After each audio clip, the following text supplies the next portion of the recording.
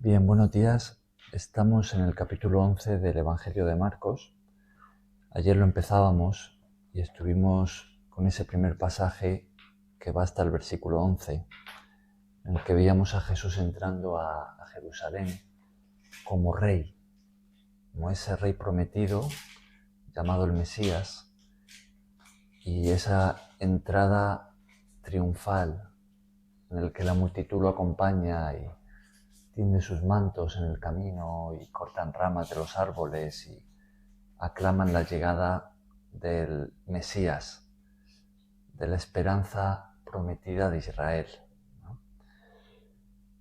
Y decíamos también que con el comienzo de este capítulo entramos en lo que sería la última sección del Evangelio de Marcos.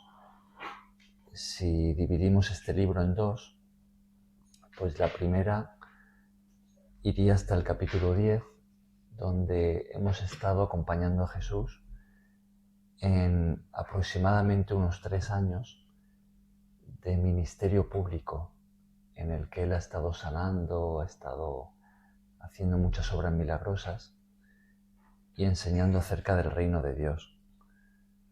Aunque, como decíamos también en su día, Marcos no se enfoca tanto en lo que Jesús dijo, sino en lo que hizo. Los otros evangelios contienen más de su enseñanza, pero Marcos no. Entonces, esa sería la primera parte de su libro, y la segunda comienza con este capítulo 11, que se enfoca en la última semana de Jesús. Son esos días previos a su crucifixión. Aquí Jesús entra en Jerusalén, la ciudad está en las vísperas de la fiesta de la Pascua, y mucha gente de toda Israel y de más allá, judíos principalmente, pues emprenden un peregrinaje hacia Jerusalén para estar en esta fiesta, ¿no?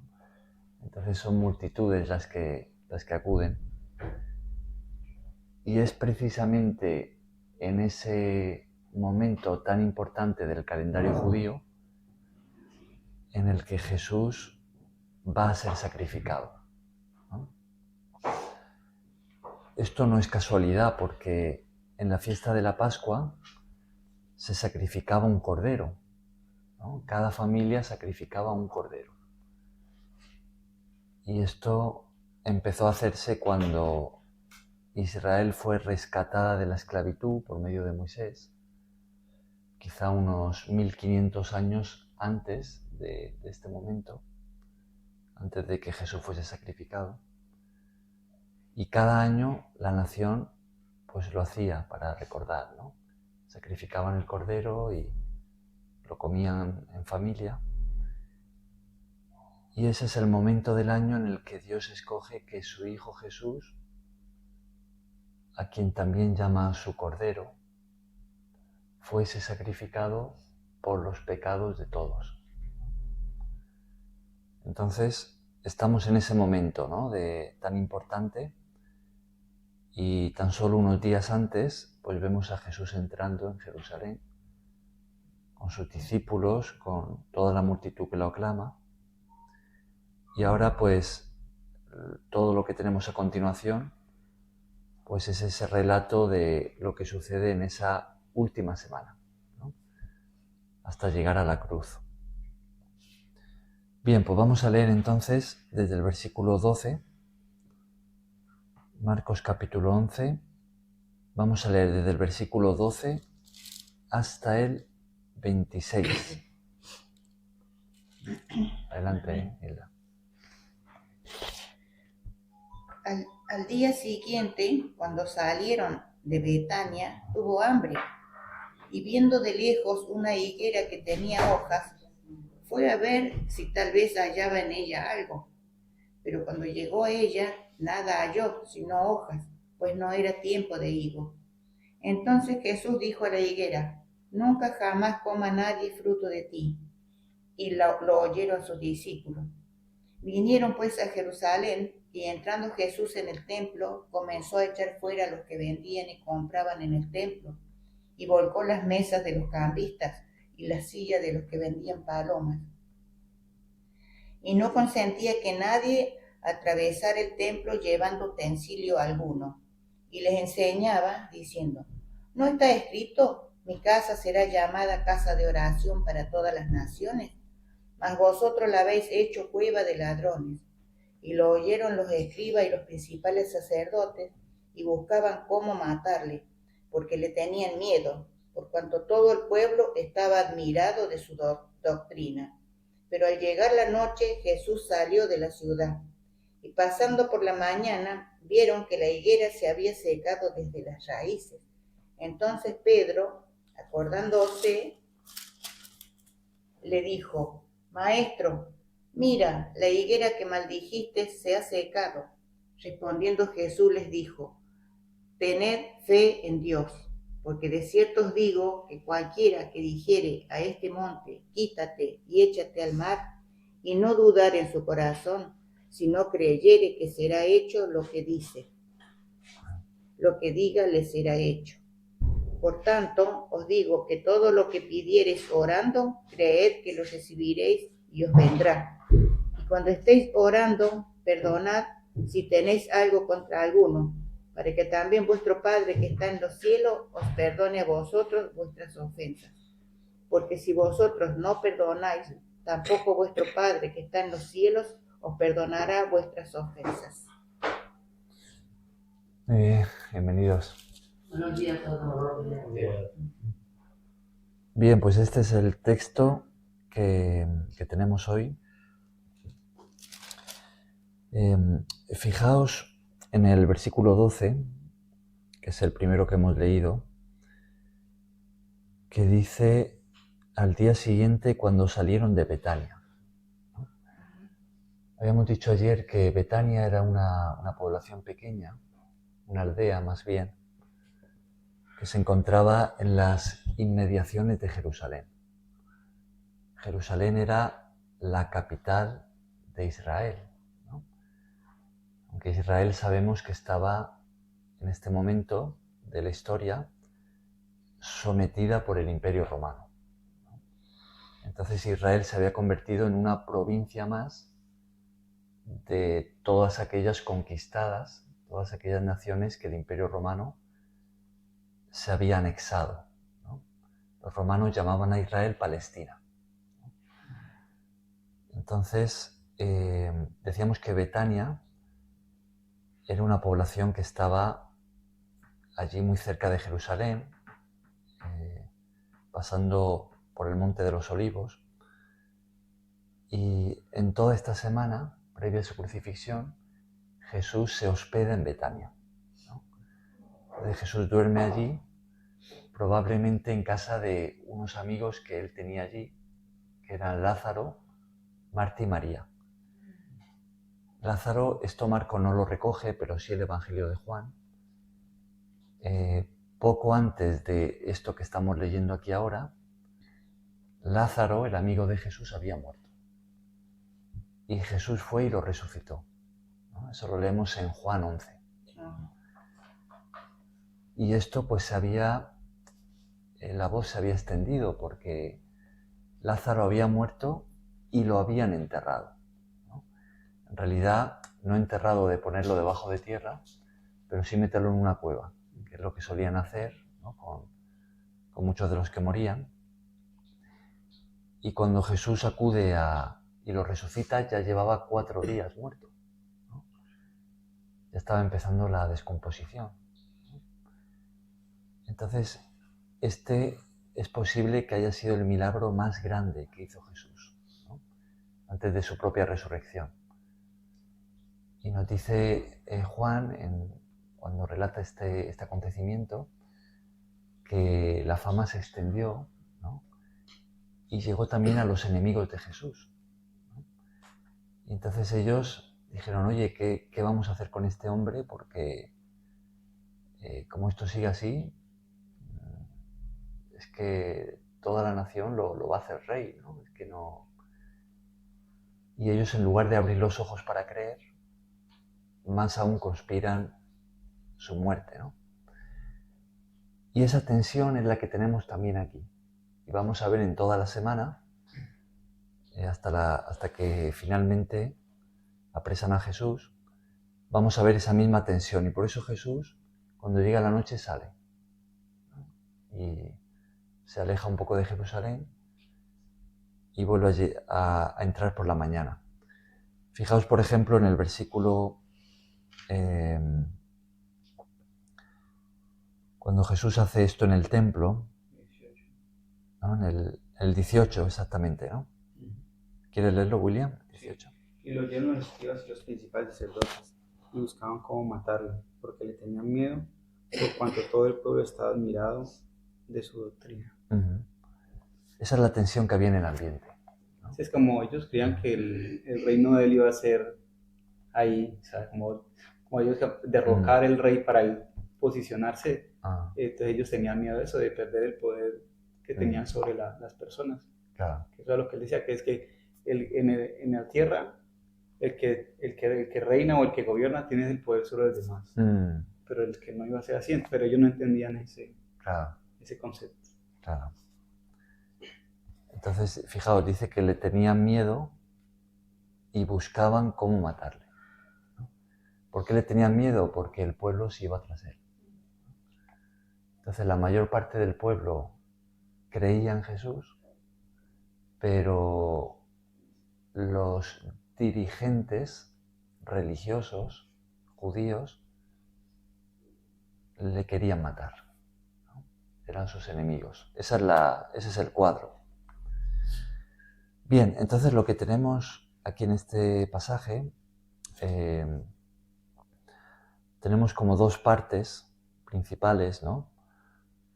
Una es algo que va a suceder con una higuera, ¿no? Y la enseñanza que Jesús va a sacar de allí. Y entre medias, pues tenemos lo que acontece en el templo, ¿no? Fijaos, vamos a enfocarnos primeramente en la higuera, ¿no? Como decíamos, como repasábamos en el versículo 12, Jesús sale de Betania y va a ir caminando hacia Jerusalén, que se encuentra bastante cerca, atravesando el Monte de los Olivos, y en ese camino, por la mañana, pues se encuentra con una higuera, ¿no? ¿Y qué es lo que sucede con esa higuera? Versículo 13. ¿Cuál era el estado de la higuera? Que tenía hojas. Uh-huh. O sea, que solo no tenía fruto. Pero no tenía fruto. Ajá. Marcos añade, pues no era tiempo de higos, ¿no? La higuera es un árbol de hoja caduca, ¿no? Que pierde las hojas en el invierno, otoño-invierno, ¿no? Y vuelven a brotar en la primavera. Y van creciendo y el fruto pues lo suele dar más hacia el verano, ¿no? Depende de la higuera también, ¿no? Algunas a finales del verano, otras más al principio. La fiesta de la Pascua era pues en primavera. Entonces la higuera ya estaban brotando las hojas, claro, pero no tenía aún el fruto, ¿no? Entonces Jesús se acerca y dice que se acerca porque tenía hambre, ¿no? Pero ve que solo había hojas y no había fruto. Entonces, ¿qué es lo que Jesús va a hacer? Versículo 14. Y le dijo a la higuera, nunca jamás coma nadie fruto de ti. La maldijo. Uh-huh. O sea que Jesús habla a la higuera, ¿no? Esto seguramente fue algo sorprendente para sus discípulos, ¿no? O sea, Jesús se dirige a un árbol y le da una orden. Claro, no era la primera vez que Jesús hablaba a la naturaleza. Si os acordáis, en la tormenta, Jesús también habló y le dijo a los vientos y al mar que se calmaran, ¿no? Y el viento y el mar obedecieron, ¿no? O sea, Jesús con su palabra cambió las circunstancias. Y ahora se dirige a este árbol y le da una orden. ¿Cuál es la orden que le da? Que nunca nadie coma fruto de su... Uh-huh. Nunca coma nadie fruto de ti. Uh-huh. Lo cual es lo mismo que ordenarle que no echara fruto. Uh-huh. Claro. Nunca jamás coma nadie fruto de ti. Y fijaos en ese detalle. Y lo oyeron sus discípulos. Esto es muy importante porque Jesús va a utilizar esto para sacar una enseñanza que quiere transmitir a sus discípulos, ¿no? Ajá. Bien, hacemos un salto al versículo 20. Pasamos de momento por alto lo que acontece en el templo. Y ahora vemos que al siguiente día vuelven a pasar por el mismo lugar donde estaba la higuera, ¿no? Por la noche regresan a Betania y por la mañana se van a dirigir de nuevo a Jerusalén. Entonces tienen que pasar por el mismo camino. ¿Y qué es lo que había sucedido con la higuera? Versículo 20. Se había secado desde las raíces. O sea que de un día para otro la higuera se secó completamente. Pero ya estaba, digamos, en su mejor momento, ¿no? Que estaba la primavera, estaba verde. El otro día ya seca totalmente, era algo... Claro, algo milagroso. Sí, algo que no hubiera sucedido. Sobrenatural. Y no solamente las ramas, sino hasta las raíces. Uh-huh. Se murió, la higuera se murió, ¿no? Versículo 21. Entonces Pedro, acordándose, le dijo: Maestro, mira, la higuera que maldijiste se ha secado. Ajá. Pedro se acuerda, ¿no? Dice, oye, esta es la higuera que Jesús ayer, ¿no? El día anterior, le había dicho que nunca más nadie comiera fruto de ella. Y claro, se sorprende porque dice, hoy está muerta, está completamente seca, ¿no? Entonces aquí es donde viene la enseñanza, ¿no? Respondiendo Jesús, ¿sobre qué va a enseñar Jesús a continuación? ¿Cómo lo diríamos con una sola palabra? La fe. Fe, ¿no?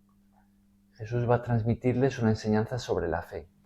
Ahora, fijaos que Jesús lo que había hecho era hablar, ¿no? Dar una orden. Y Jesús les va a enseñar sobre la fe.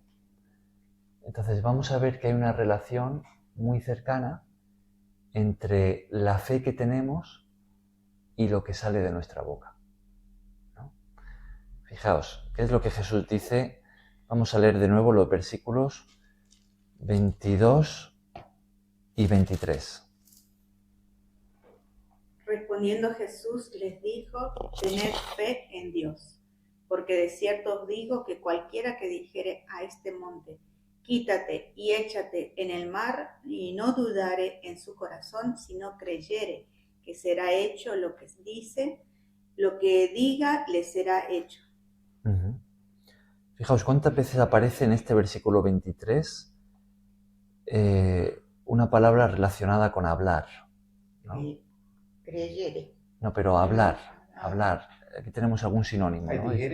Dijere, por ejemplo, tenemos al principio, ¿no? Cualquiera que dijere.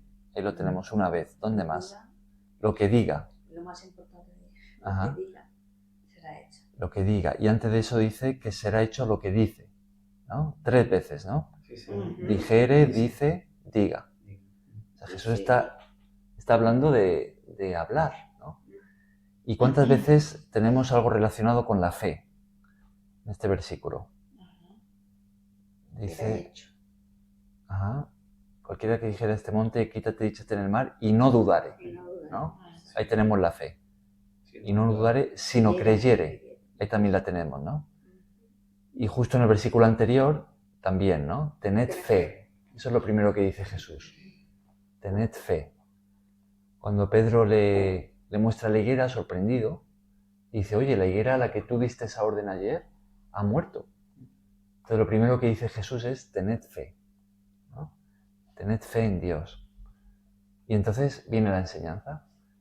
Y fijaos cómo se entrelaza lo que decimos, lo que es hablar y lo que es la fe, ¿no?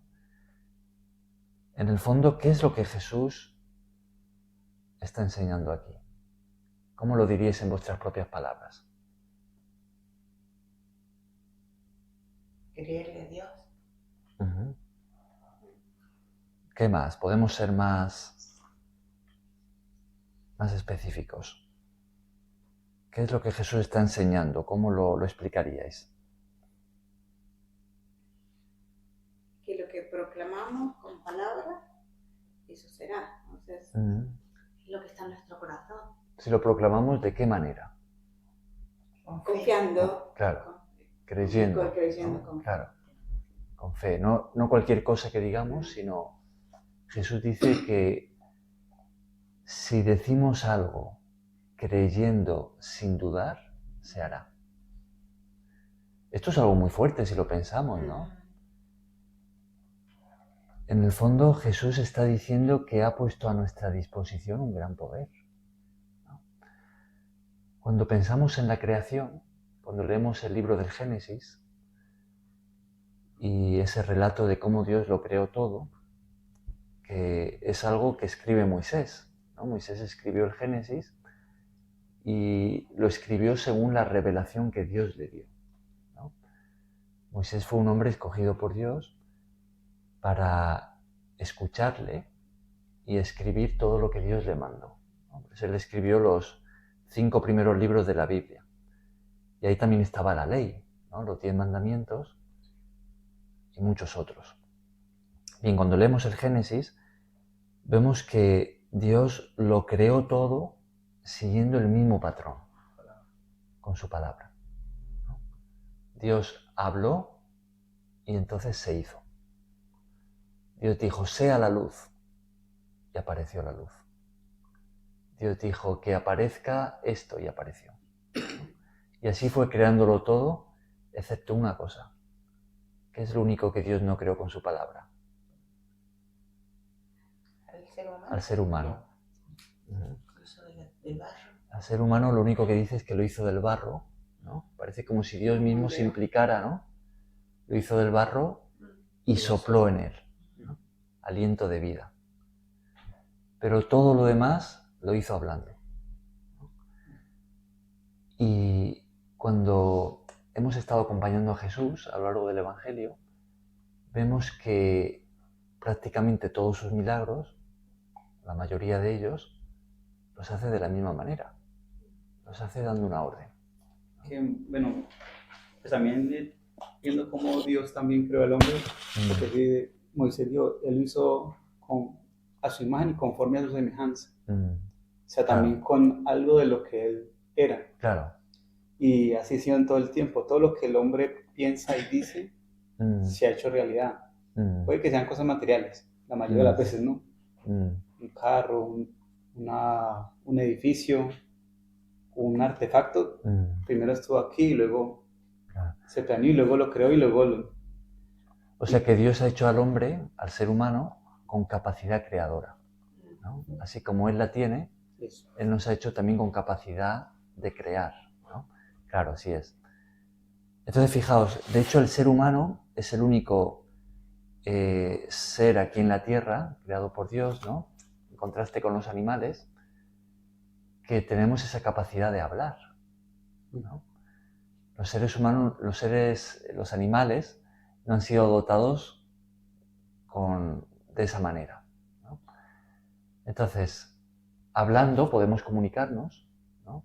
Dios tiene esa capacidad, nos la ha dado a nosotros, podemos comunicarnos unos con otros, comunicarnos con Dios, pero aquí lo que Jesús está enseñando es que ese don va más allá de la comunicación, ¿no?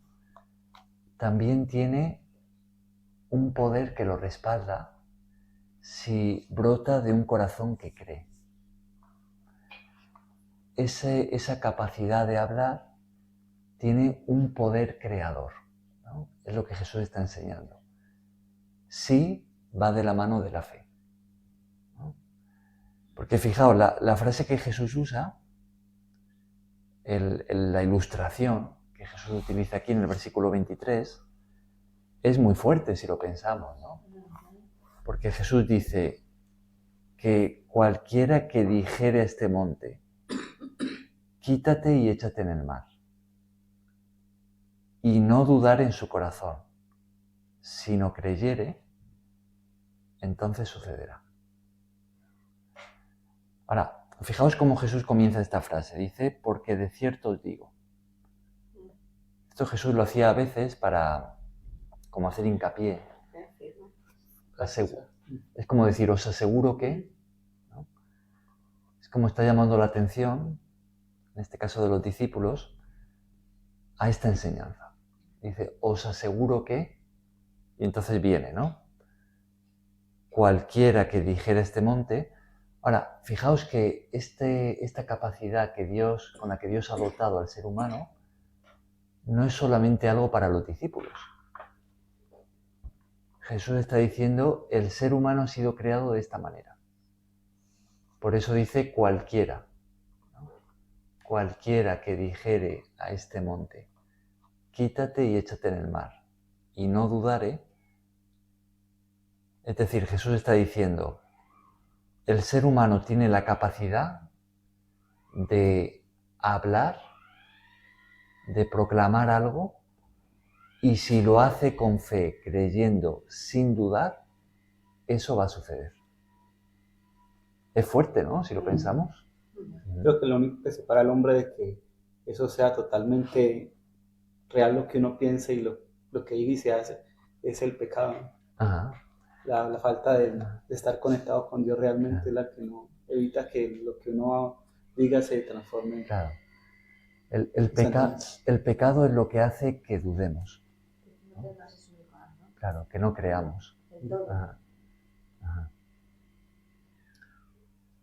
Claro, ¿creéis que Jesús estaba refiriéndose aquí con esta ilustración a un monte literalmente hablando? O sea, de coger y hablarle a una montaña y decirle que sea arrancada y lanzada al mar. ¿O esto es más bien una ilustración para hablarnos de algo más profundo? ¿Qué pensáis? Yo pienso que es como una enseñanza a cada persona, ¿no? Uh-huh. Que si está realmente, porque esta fe, él habla que viene sin no dudar en su corazón, ¿no? Porque ese poder lo da es Dios, no sale de nosotros. Pero claro, ahí es donde está tener fe, ¿no? O sea, no dudarse, estar seguro de que las cosas van a ser así. Es tremendo porque eso es la fe, o sea, la mayoría de las personas necesitan como algo, ¿no? Hay como un vacío de que Dios les conteste o les... Y en realidad Dios te contesta y te habla y no queda a su tiempo. A veces no es sino a su tiempo. Entonces las personas a veces creen que las cosas sucedan como uno piensa. Entonces yo digo que también esto viene relacionado con todas estas cosas. No sé si pues cuando estaba en la época de Moisés, pues él también abrió el mar. Dios le dio poder para que se abriera el mar y todas estas cosas. Sí. Tiene que ser una persona. Es interesante eso del tiempo que dices, ¿no? Porque fijaos que Jesús le había dado esa orden a la higuera el día anterior, ¿no? Y no vemos que Jesús se quedara allí esperando, bueno, a ver qué pasa, ¿no? A ver si esto realmente se va a secar o... Jesús simplemente le dio la orden y se fue, ¿no? Y al día siguiente fueron sus discípulos los que le dijeron, oye, se han secado, ¿no? Claro, a veces es el tiempo lo que nos hace dudar, ¿no? Es como, oye, esto no acontece, ¿no? Esto que estoy creyendo o que le he pedido a Dios no pasa, ¿no? Y el tiempo es lo que nos hace dudar. Pero vemos a un Jesús determinado, ¿no? Que Él ha dado una orden y se ha ido y se ha olvidado, ¿no? Se ha marchado y ha seguido con lo suyo. Y luego sus discípulos se dan cuenta, en este caso al día siguiente, que algo había acontecido, ¿no? Yo creo que eso señala, bueno, los tiempos de Dios que son muy diferentes a los nuestros. Claro. Es una señala, eso nos pasa con muchas cosas. Entonces esto es un ejemplo. Ajá. Ahora, el tiempo dice que, la palabra dice que 1000 días es como un día para Dios. que un año es como... Un año. Que un día es como 1000 años Como y 1000 1000 años como un día. Eso. Ya no me había olvidado. Sí, sí. Ahora, podríamos decir que esto de hablar al monte y darle la orden de que se eche en el mar, nos está hablando de que podemos con fe hablar a nuestras circunstancias y si no dudamos, si creemos, va a acontecer un milagro, va a haber un cambio. Por supuesto, Sí, claro. ¿no? Ajá. Si no crees en eso es porque no tienes fe. Ahora otra cosa, que uno no puede estar pues, cuestionando la palabra de Dios, que es lo que uno como razonable uno cuestiona, ¿no? Pero es que cuestiona cosas y eso no hay fe, no hay fe en la palabra del Señor, no hay fe en las escrituras. Entonces, el ser humano tiende a dudar o a preguntar digo, en cambio Jesús era una persona que la seguridad de él a lo que venía, a servir por nosotros, todas estas... Me acuerdo con esto de la higuera, ¿no? Que mi padre, y en casa, ¿no? Tuvo una experiencia parecida, porque, bueno, hace unos años el vecino tenía un eucalipto muy grande, ¿no? Es un árbol gigantesco, que era un árbol que estaba enfermo, ¿no? Estaba continuamente, tú lo veías que estaba tirando las hojas, un árbol inmenso. Y las raíces entraban en nuestra parcela y entraban en las tuberías. Pero al otro lado era el árbol. Claro, estaba en el vecino, ¿no? Claro.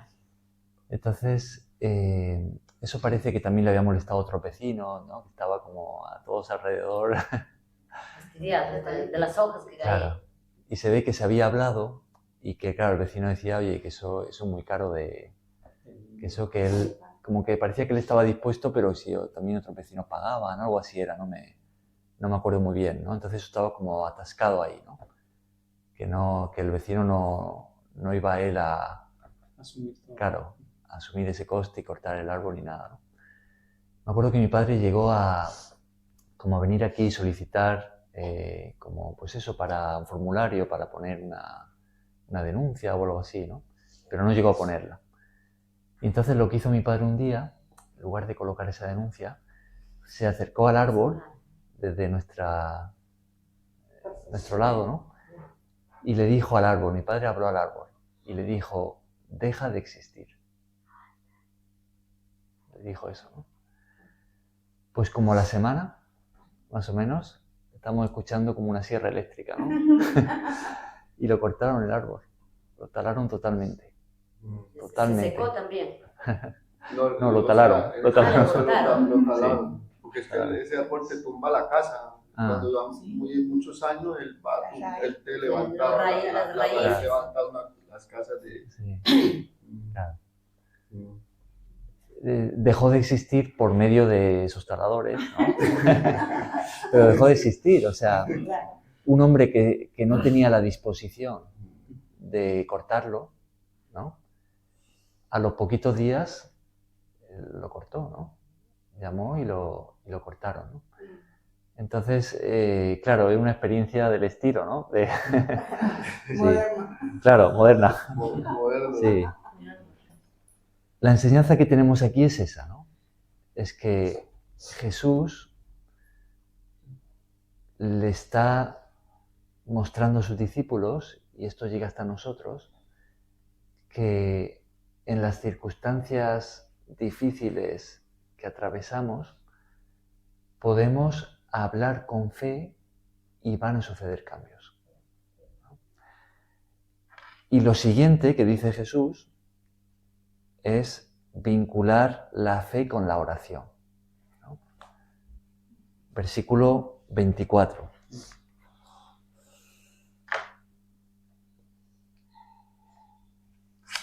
Por tanto, os digo que todo lo que pidiereis orando, creed que lo recibiréis y os vendrá.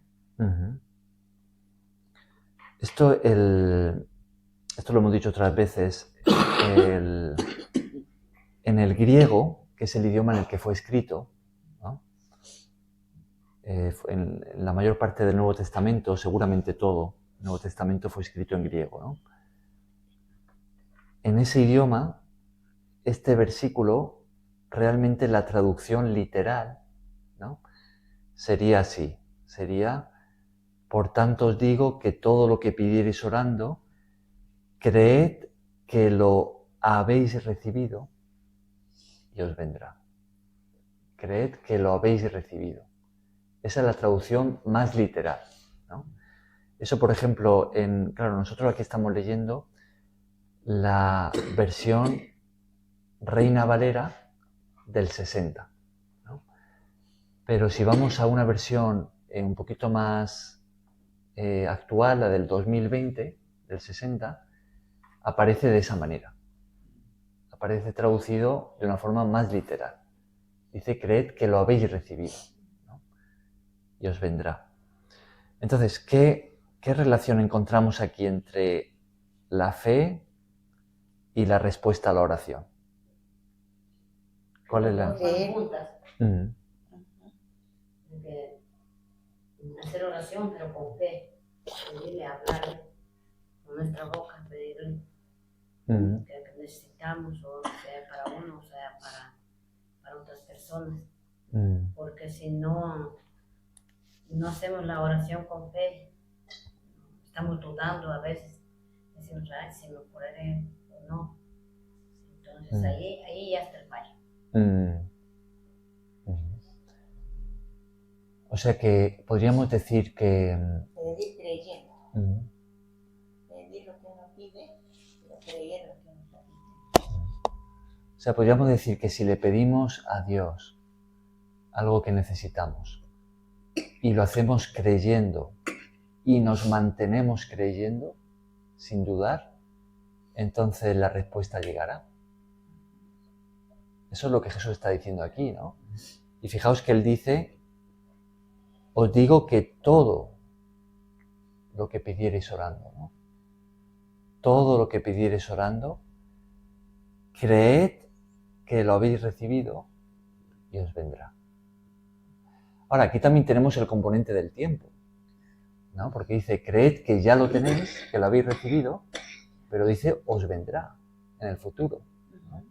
O sea que hay un tiempo que transcurre. Puede ser... Y no sabemos si es corto o largo tiempo. Pueden ser unas décimas de segundo, o puede ser 1 año, 2, 3, ¿no? Claro. Hay un tiempo que transcurre, que puede ser muy breve o puede ser un poco más prolongado.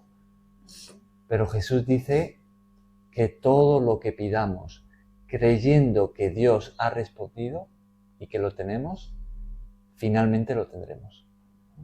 Eso es lo que está diciendo, ¿no? Es un componente muy importante para el ser humano, que se puede desesperar, Claro. que no conocemos los tiempos de Dios. Entonces, claro. El problema está en que dudamos. Ahí está el problema. En realidad, ese es el primer problema de todos. Porque cuando vemos cómo entró el pecado en el mundo, por medio de Adán y Eva, cuando lo leemos en el Génesis, vemos que ellos fueron desobedientes a Dios porque dudaron de su palabra, ¿no? Porque le dieron más crédito a lo que decía Satanás, a lo que decía la serpiente, que a lo que Dios había dicho. Porque Dios les dijo: podéis comer de todos los árboles menos de ese, porque si coméis de ese moriréis. Y entonces luego llegó la serpiente, llegó Satanás, y les dijo: ¿Dios os ha dicho que moriréis? Entonces les dijo: no moriréis, sino que Dios sabe que si coméis de ese árbol, entonces serán abiertos vuestros ojos y tal, ¿no? Como diciéndoles que lo que Dios ha dicho no es verdad, sino que Él en realidad no quiere que seáis como Él, ¿no? Dios no es bueno, es lo que les estaba diciendo. No os ama realmente. Entonces os ha mentido para que no comáis de ese árbol, ¿no? Eso es lo que decía la serpiente. Y Adán y Eva dieron más crédito, se confiaron más en la palabra de la serpiente que en la palabra de Dios. Y por eso fueron desobedientes, ¿no? Claro. No murieron ahí nomás, sino que pasaron muchísimos años. Claro. Ahí empezó la muerte, allí hubo una muerte espiritual, hubo una ruptura. Una separación. Claro, la relación con Dios. Pero después, a los años, morirían físicamente. Bien, pues esta es la enseñanza que tenemos aquí, ¿no? Jesús, una vez más, está animando a sus discípulos a creer, ¿no? Nos anima a nosotros a creer. Nos dice que si creemos, si le pedimos algo a Dios que necesitemos, o incluso si hablamos a las circunstancias y lo hacemos creyendo sin dudar, recibiremos una respuesta. Tendremos lo que necesitamos. Dios proveerá, ¿no? Eso es lo que está diciendo aquí. Bien, en los versículos siguientes, Jesús va a añadir un detalle muy importante, ¿no? Que si no lo tenemos en cuenta, pues se puede volver en el impedimento para recibir lo que necesitamos de Dios, ¿no? ¿Cuál es ese punto tan importante? Versículos 25 y 26. Y cuando estéis orando, perdonad, si tenéis algo contra alguno, para que también vuestro Padre que está en los cielos os perdone a vosotros vuestras ofensas. Porque si vosotros no perdonáis, tampoco vuestro Padre que está en los cielos os perdona vuestras ofensas. O sea, Jesús nos está enseñando cómo recibir respuesta a la oración, ¿no? Y nos está diciendo que la clave está en la fe, en la confianza en Dios, en la confianza en su palabra. Pero ahora añade esto, ¿no? Dice que si estamos guardando rencor en nuestro corazón contra alguien, si alguien nos ha hecho daño y no le hemos perdonado, pues eso también va a impedir que recibamos respuesta de Dios. Eso se va a volver en un obstáculo. Yo creo que me expliques allí, por lo menos tú tienes unos enemigos, ¿no? Y esos enemigos te quieren hacer daño. Tú perdonas, ¿no? Y les perdonas, o sea, a veces no se puede perdonar, decirle uno no va a hablar con personas que... Pero uno no, yo por lo menos no olvido. No olvido cosas que me hacen. Entonces ahí no está perdonando uno. Sí. Depende de... Porque yo digo que otra vez me va a volver a suceder lo mismo. Claro. Todo depende del estado de tu corazón, ¿no? Porque tú puedes decir, yo no olvido, y entonces estás albergando deseos de venganza. No, claro, yo no lo hablo en ese no es el caso, claro. Claro, porque si, o desearle mal a esa persona, no, mira cómo está, yo no... Claro. Eso sería no perdonar. Claro. Eso no es perdonar. Claro. Pero el hecho de que tú te acuerdes del daño que te han hecho, no significa necesariamente que no hayas perdonado, ¿no? Es, por ejemplo, si tú te encontraras con esa persona, ¿tú serías capaz de hablar con ella o incluso de darle un abrazo? Sí, yo creo que sí, pero sino que hay personas que mejor uno no porque a ver, son grupos criminales, digámoslo en este sentido. Claro. Tú te metas allí con mucha fe, puedes salir pelado. Te pueden enterrar vivo, no te digo todo. También puede pasar eso, ¿no? Sí. Ahora, bueno, también hay un ejemplo con mis hermanos, que yo tuve por lo menos en diferentes cosas con mis hermanos, por cosas materiales, digámoslo así. Y claro, yo mis hermanos, pues, yo los quiero y todo, claro. Pero yo no olvido, oye, porque a veces me han tratado otra vez como de enganchar, por asuntos de dinero más que todo, ¿no? Claro. Digámoslo así. Cuando uno ve que una persona tiene malas intenciones, pues es natural guardarse, ¿no? Y decir, oye, pues me voy a prevenir de esta persona. Eso no está mal, no significa que ahí no hay porque claro. no tengo rencor. Claro. Lo único que está haciendo es guardarse porque sabe que esa persona va con malas intenciones, ¿no?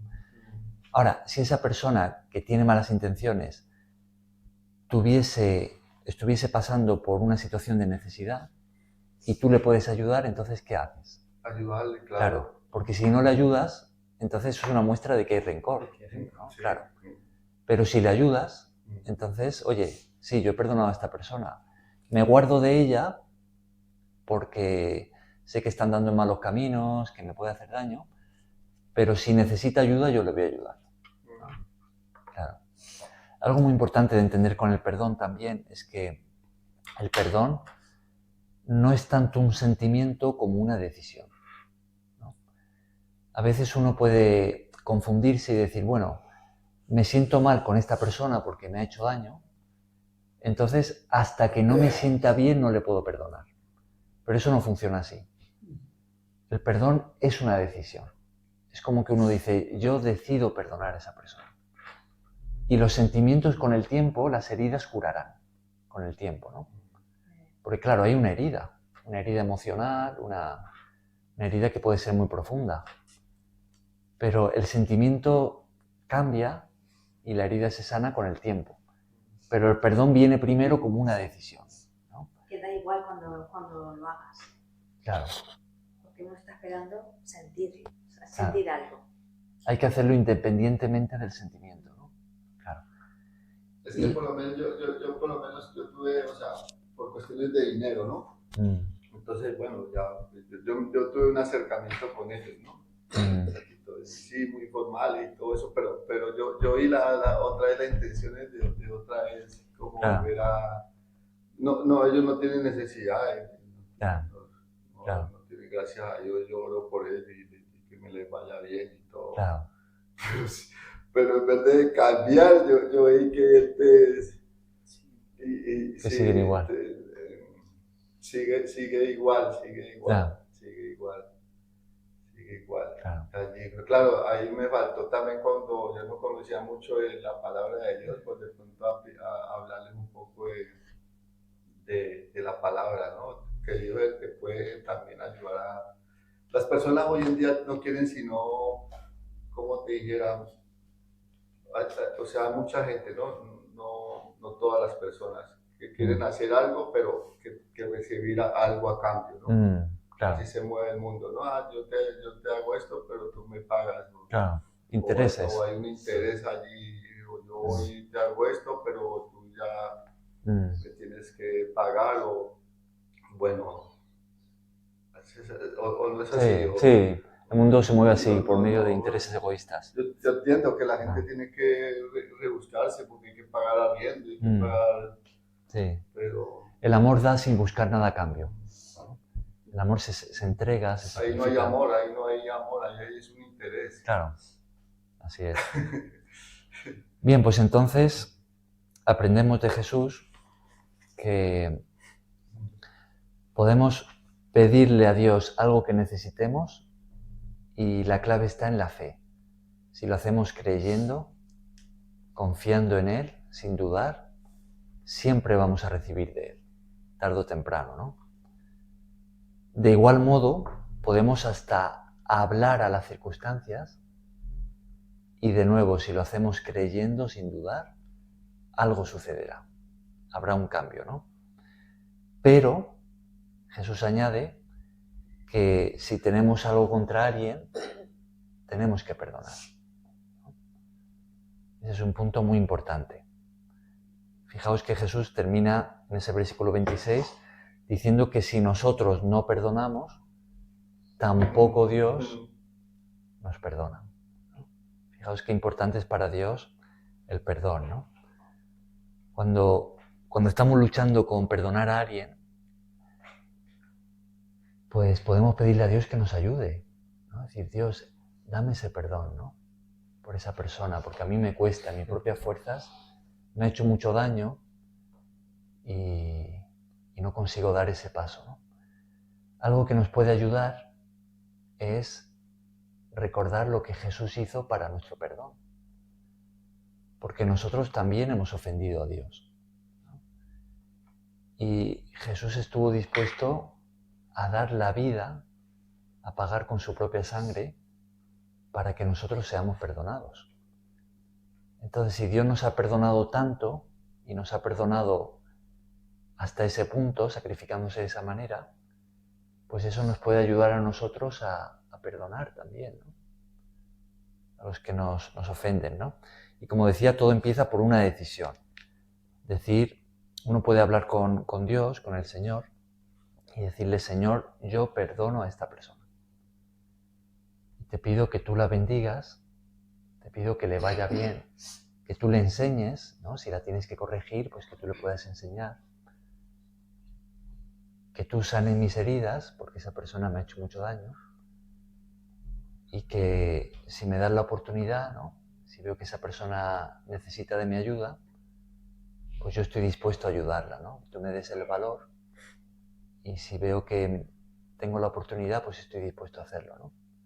Así empieza el perdón, ¿no? Una decisión así, de esa manera. Bien, pues esta es la enseñanza que aprendemos hoy, que Jesús nos quiere transmitir por medio de lo que sucedió con la higuera. Ahora, hay algo más que podríamos ver aquí en esto de que Jesús maldijera la higuera y se secara, ¿no? Porque claro, uno podría preguntarse, oye, ¿por qué Jesús a un árbol, ¿no? Creado por Dios, que tiene vida, ¿no?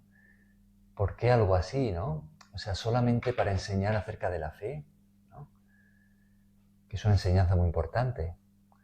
Pero claro, todo lo que vemos a Jesús hacer es dar vida, ¿no? Es sanar, es transmitir todo vida. Bueno. Claro. Lo que hace todo es bueno. Todo. Bueno, yo eso es lo que estaba pensando, que eso significa más que para mí, ¿no? Mi pensamiento, que me fue la hora, que iba...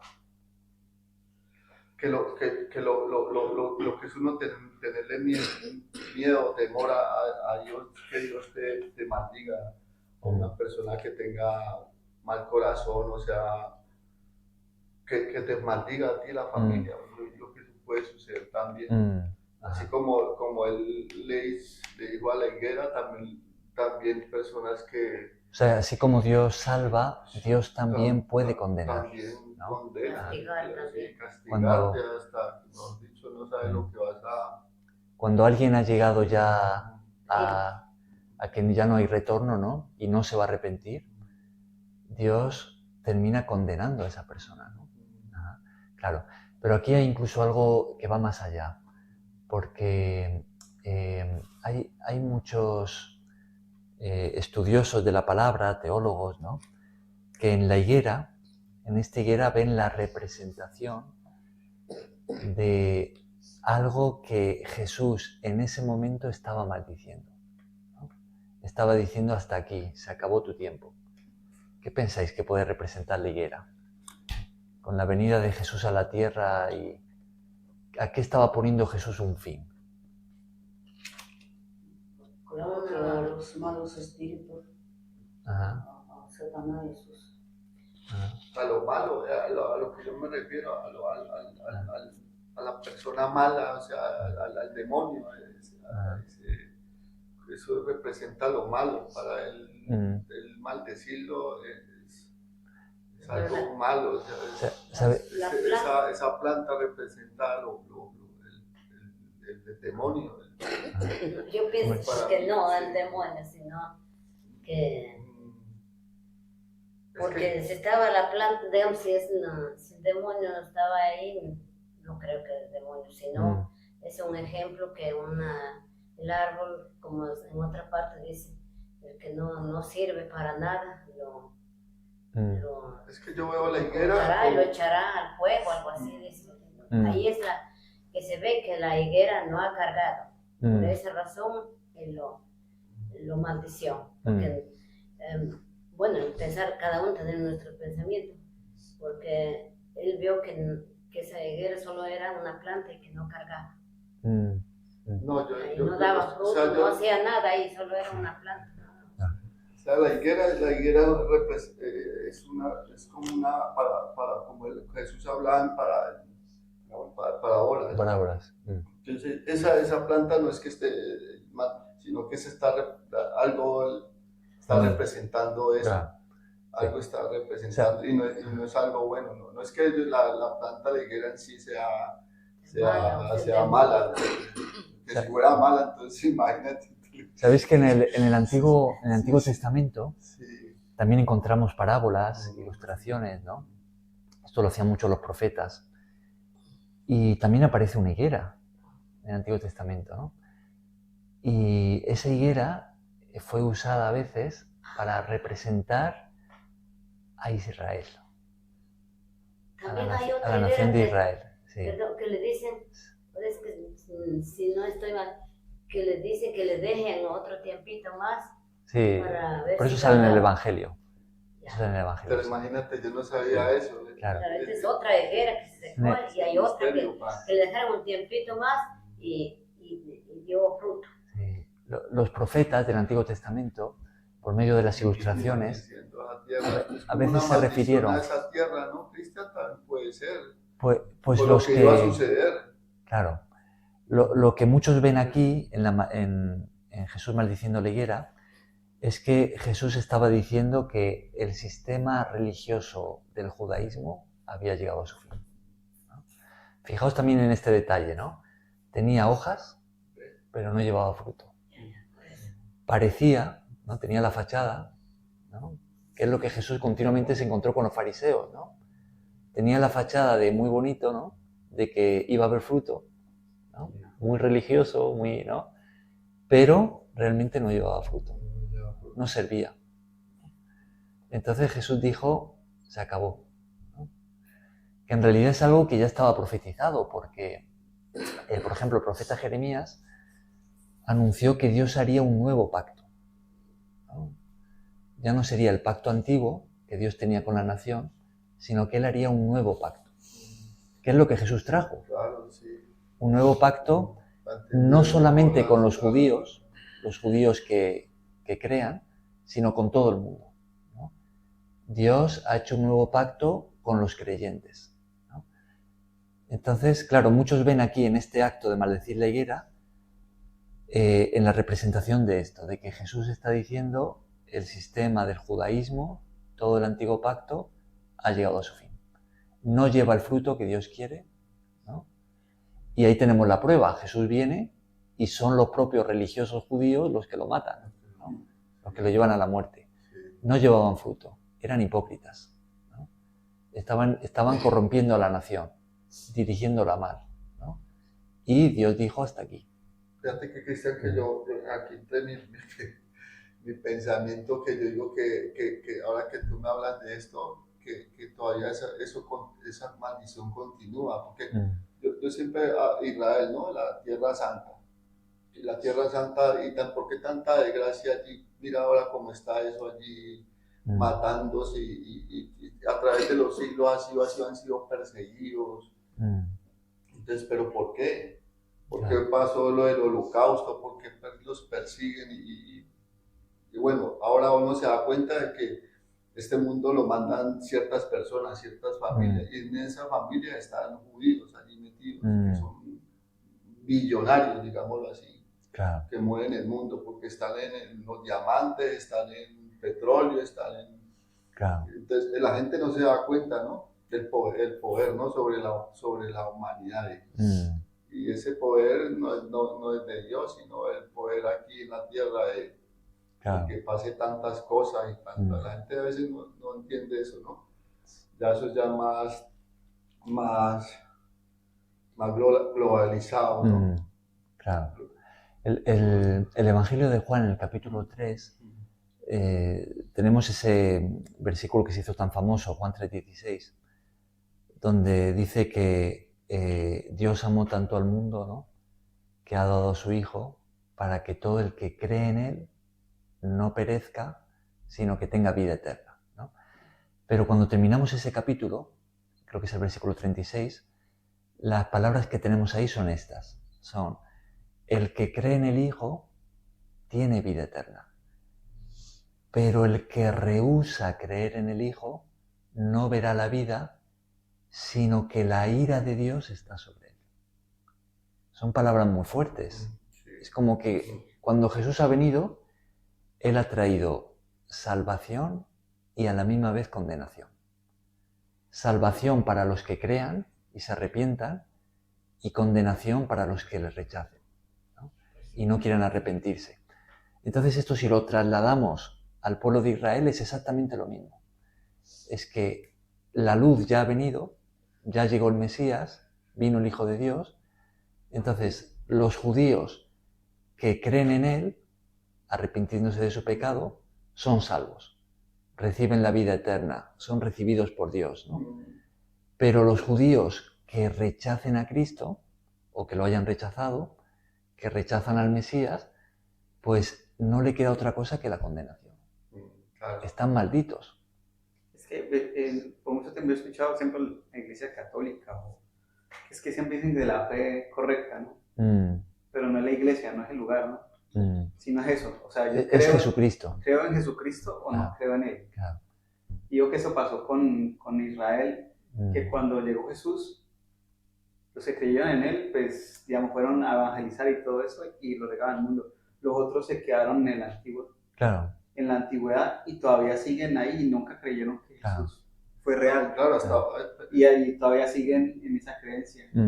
Y eso es lo que partió, como decía, que cuando dijo que iba a dividir, a derrocar esa iglesia, y que en 3 días era eso, que era Él. Claro. O sea, el que creyera en Él era que iba a tener la vida. Y el resto, ya Jesús ve de Dios, lo iba a juzgar ya de otra manera. La salvación está en la persona de Jesús, ¿no? De hecho, los propios apóstoles, predicando en el libro de Hechos, dijeron que no tenemos salvación en ningún otro, ¿no? Porque el nombre que Dios nos ha dado, en el cual podemos ser salvos, es en Jesús. Y el apóstol Juan escribe en su primera carta que el que tiene al Hijo tiene la vida, pero el que no tiene al Hijo, refiriéndose a Jesús, tampoco tiene la vida, ¿no? Entonces, esa es la división que Jesús ha traído, tanto en el pueblo de Israel, que es donde Jesús vino, ¿no?, como Mesías, como en todo el mundo. La diferencia se encuentra en Cristo. Entonces, en esta higuera que se seca, muchos ven eso. Muchos ven una representación a ese sistema religioso judío que el Mesías lo tenían allí delante y lo habían rechazado, ¿no? Jesús está diciendo, se acabó el tiempo, ¿no? Está ahí. En este tiempo se ha visto más que